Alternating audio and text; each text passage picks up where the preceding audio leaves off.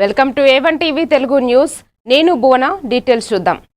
Sanath Nagar MLA Talasani Srinivas Yadav Kalyana Lakshmi Shaadi Mubarak చెక్కుల పంపిణీ కార్యక్రమంలో పాల్గొని 82 మంది లబ్ధిదారులకు చెక్కులను అందజేశారు.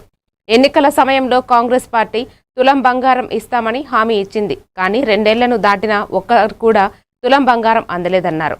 ఈ నేపథ్యంలో లబ్ధిదారులు ఇప్పటికీ ఆశతో ఎదురు చూస్తున్నారని ఎమ్మెల్యే విమర్శించారు. పద్మ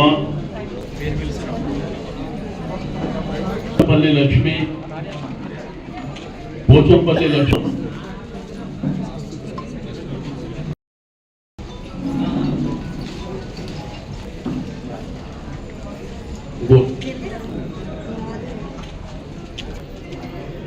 ఇతరు పారా శ్రీదేవి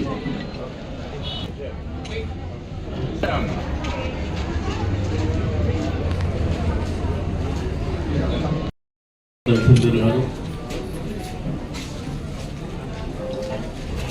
అమీర్పేట తహసీల్దార్ గారికి, రెవెన్యూ అధికారులకు, మీడియా మిత్రులకు, మా అక్క చెల్లెళ్ళకి అందరికీ నమస్కారం. ఈరోజు కళ్యాణ లక్ష్మి షాదీ ముబారక్ చెక్కులని